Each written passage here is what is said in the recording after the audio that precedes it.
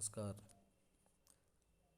आज के इस वीडियो में हम लोग मानव भूगोल के अंतर्गत गौंड जनजाति के बारे में विस्तार से अध्ययन करेंगे। गौंड जनजाति के बारे में विस्तार से जानने के लिए हम लोग निम्नलिखित बिंदुओं की सहायता से क्रमबद्ध अध्ययन करेंगे, जिसमें सामान्य परिचय, शारीरिक विशेषता, निवास क्षेत्र, अधिवास, इसी प्रकार से वस्त्र आभूषण, किस प्रकार के ये लोग पहनते हैं, औजार उपकरण, सामाजिक व्यवस्था, बाड़ा, गुरी और गौतुल जैसी सामाजिक सामुदायिक संस्थाएं, खान पान एवं भोजन इस जनजाति का किस प्रकार का है तथा आर्थिक जीवन के रूप में ये लोग कृषि किस प्रकार की करते हैं, पशुपालन, मत्स्य पालन, उद्योग तथा सबसे अंत में हम लोग गौंड जनजाति के जीवन पर वर्तमान शिक्षा के प्रभाव की बात करेंगे। सबसे पहले हम गौंड जनजाति के सामान्य परिचय की बात करते हैं।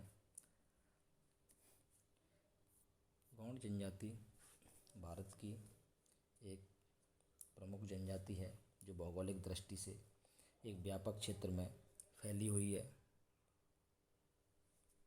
जनसंख्या की दृष्टि से भी यह भारत की सबसे अधिक जनसंख्या वाली जनजाति है।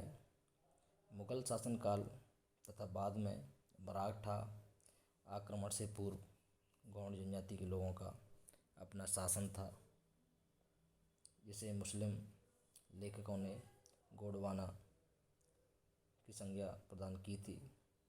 इनके शासन का अंत 1760 ईस्वी में हुआ, जब मराठाओं ने इस प्रदेश को अपने अधिकार में ले लिया था। तो इस प्रकार से गौंड जनजाति भारत की एक प्रमुख जनजाति है, जो जनसंख्या की दृष्टि से भी भारत की सबसे बड़ी जनजाति है। इनके निवास क्षेत्र को मुस्लिम लेखकों ने गोंडवाना नाम से संबोधित किया था। गौंड जनजाति के लोग वर्तमान समय में अनेक छोटे छोटे समूहों में विभक्त हैं। इन समूहों को पृथक पृथक नाम से या ये कहें कि अलग अलग नाम से जाना जाता है, जिनमें कोंडवाड़ मुरिया, हिल मुरिया, गढ़वा, धाकर, भतरा, हलवा, परजा एवं मुरिया, जो स्त्री वर्ग के गौंड जनजाति के लोगों के वर्ग हैं।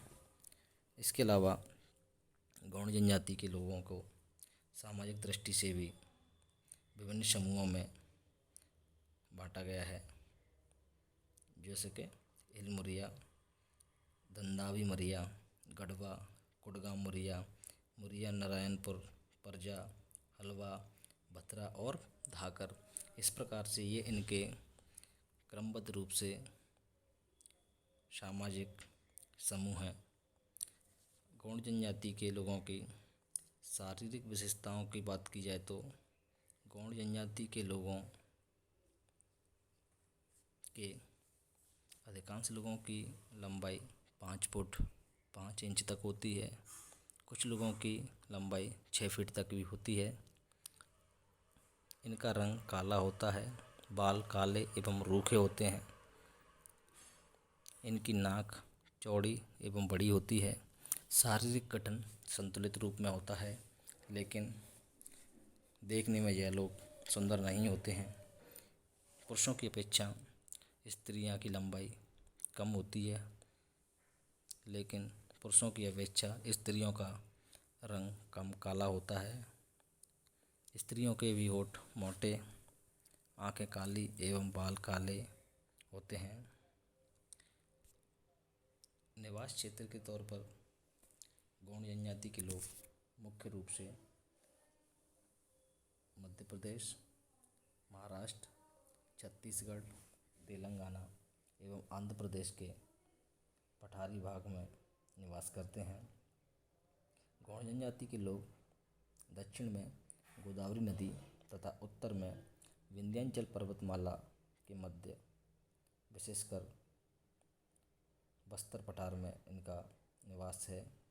इसके अलावा गौंड जनजाति के लोगों के इन राज्यों में जिलेवार स्थिति देखी जाए तो गौंड जनजाति के लोग आंध्र प्रदेश के गंजाम और विशाखापत्तनम जिलों में, छत्तीसगढ़ के जगदलपुर, दांतेवाड़ा, कांकेर, धमतरी, रायपुर, महाराष्ट्र के भंडारा एवं चंद्रपुर तथा तेलंगाना के वारंगल एवं करीमनगर जिलों में यह लोग विशेषकर निवास करते हैं। अधिवास के रूप में गौंड जनजाति के लोग अपना निवास अनुकूल स्थिति को देखकर करते हैं। उसके बाद उत्सव का आयोजन किया जाता है। इन लोगों के निवास के लिए नगले तथा पल्ली और छोटे छोटे गांव होते हैं। प्रत्येक गांव के लोगों के लिए भोजन, वस्त्र, आश्रय आदि की व्यवस्था उसी क्षेत्र के उत्पादन से होती है। गौंड लोगों के वर्तमान अधिवास पूर्व की तुलना में अब पक्के बनने लगे हैं। वस्त्र एवं आभूषणों के तौर पर स्त्रियां शरीर के काफ़ी भाग को गुदवाती हैं। शरीर में यह लोग तरह तरह की डिजाइन बनवाती हैं जो सुंदरता के प्रतीक रूप में जानी जाती हैं। इसके अलावा गौंड जनजाति के लोग प्राय सूती वस्त्र पहनते हैं। पास के किसी बाज़ार से ये लोग सूती और सूत खरीद लाते हैं और अपने गांव में ये लोग सूती वस्त्र तैयार करते हैं। अपने पालतू भेड़ बकरियों से इन लोगों को ऊन और बाल की प्राप्ति होती है। इसके अलावा स्त्रियां मूंगे व नकली मोतियों से बने आभूषण भी पहनती हैं। मूंगे और कौड़ियों से गूंथकर स्त्रियां अपने लिए हार बनाती हैं, जिसे फूल पत्तियों से बने देसी रंग से रंग लिया जाता है। पशुओं के सींग के कंगे ये लोग बनाते हैं। औरतें एल्युमिनियम एवं चांदी की बालियां भी पहनती हैं। औजार एवं उपकरण के रूप में गौंड जनजाति कृषि कार्यों के लिए उपकरण स्वयं तैयार करती हैं। इनके अलावा गांव में एक लोहार होता है जो इस कार्य को संपन्न करता है। इनके औजार बहुत ही साधारण किस्म के होते हैं, जिनमें स्थानीय कृषि के लिए ये लोग नराई के लिए खुरपे, फसल काटने के लिए दांतलियाँ, हांसिए, कृषि कार्य के लिए हल, लकड़ी काटने के लिए कुल्हाड़ी और आग खेत के लिए तीर बनाते हैं। इस प्रकार इनके औजार सामान्य प्रकार के होते हैं। इसके अलावा ये लोग लकड़ी के बने हुए सामान को ये स्वयं अपने स्तर पर ही तैयार करते हैं। सामाजिक व्यवस्था के अंतर्गत गौंड जनजाति का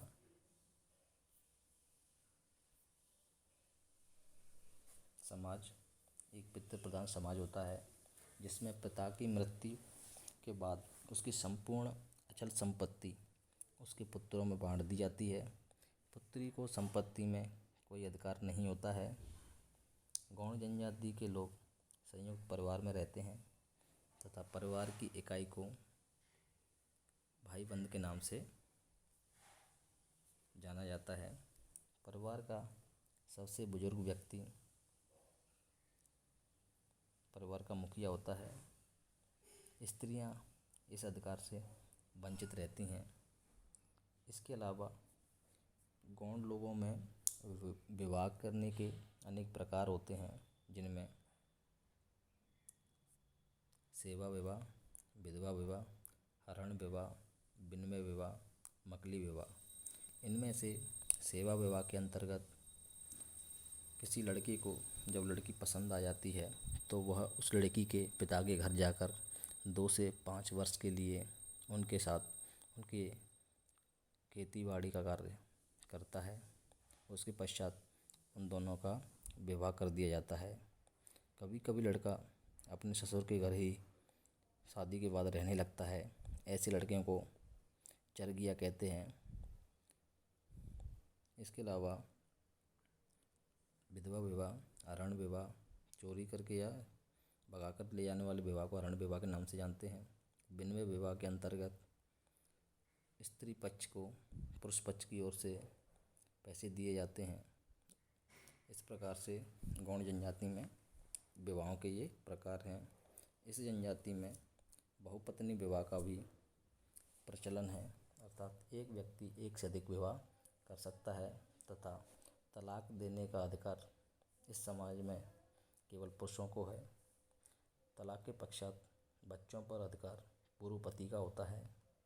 इन लोगों के विवाह का उत्सव आयोजन किसी प्राकृतिक वस्तु जैसे जल स्रोत, आम के वृक्ष आदि के निकट जाकर किया जाता है। इस अवसर पर ये लोग रामधुन का आयोजन करते हैं। गौंड जनजाति के गांव के मुखिया को पटेल या मुकादिम के नाम से जाना जाता है एवं गांव के चौकीदार को कोतवाल के नाम से संबोधित किया जाता है। इसके अलावा हर गांव में एक पुजारी पुरोहित होता है जिसे देवर कहा जाता है। इसके बाद बात करते हैं बाड़ा, गुरी और गौतुल जैसी सामाजिक सामुदायिक संस्थाओं के बारे में। बाड़ा गांव के पटेल या मालगुजार का घर होता है। यह अधिकांशतः गांव के मध्य में स्थित होता है। यहीं से गांव की धार्मिक सामाजिक गतिविधियों का संचालन किया जाता है। यह गांव के अन्य घरों की अपेक्षा अधिक बड़ा और सुंदर होता है।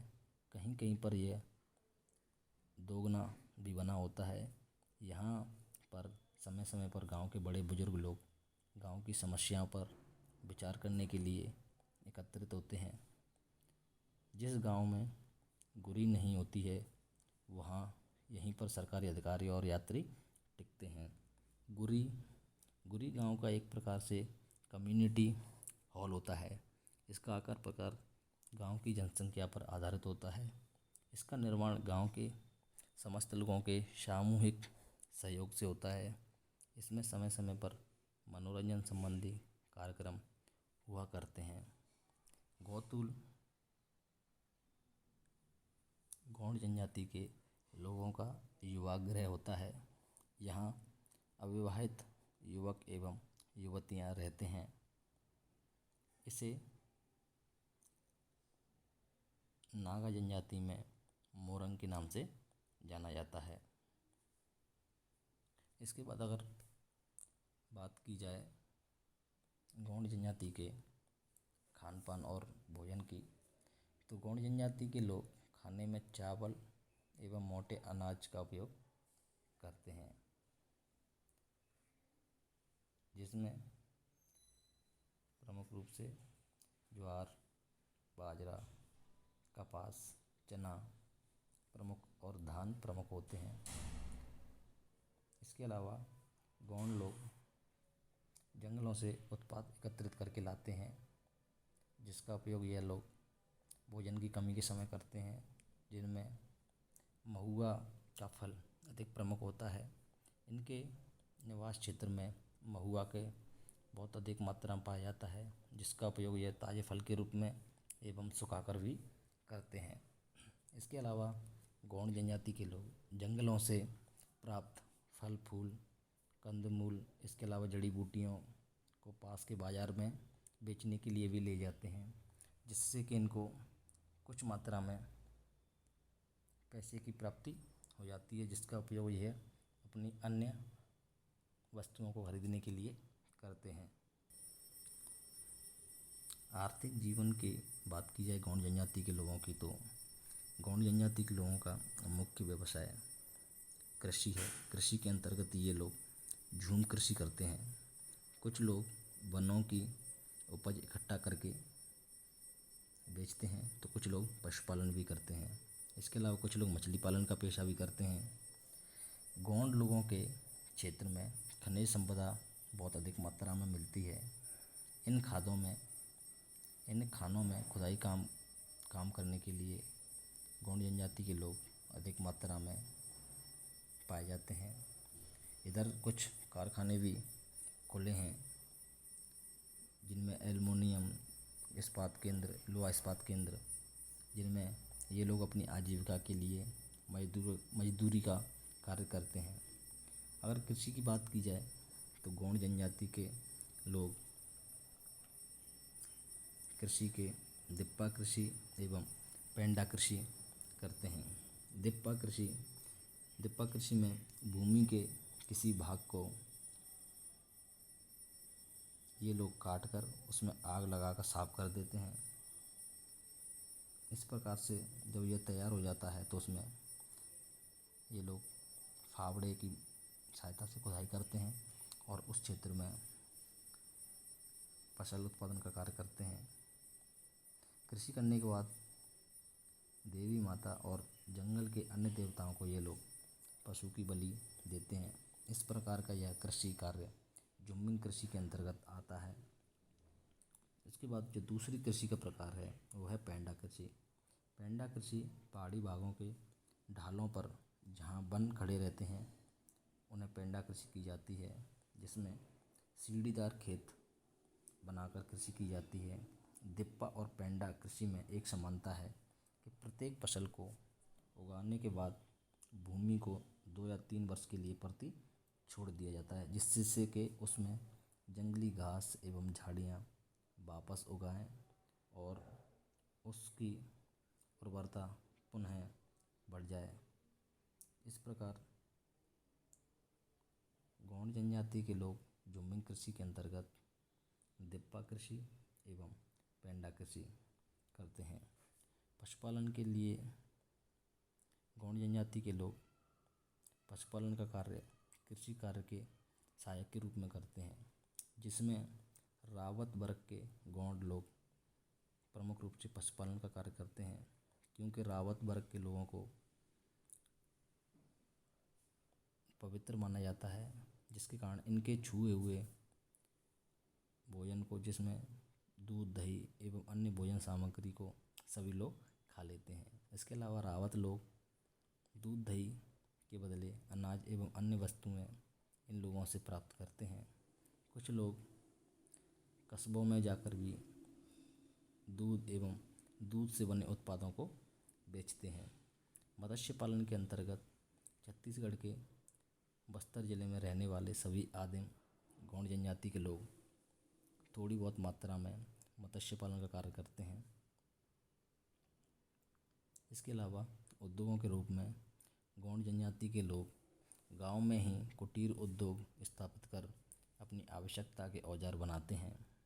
प्रत्येक गांव या 2-3 गांव के लिए एक लोहार होता है, जो खेती के लिए बहुत साधारण औजार बनाता है। उन लोगों में लोहार जनजाति कोई अलग जनजाति नहीं होती है, ये गौंड जनजाति में से ही होते हैं, लेकिन इनके पूर्वज पीढ़ी दर पीढ़ी यह कार्य करते आ रहे हैं, जिसके कारण ये लोग लोहार का कार्य करते हैं। आंध्र प्रदेश के गंजम एवं विशाखापट्टनम जिले में बहुत से गौंड परिवार छोटे कुटीर उद्योगों में लगे हुए हैं।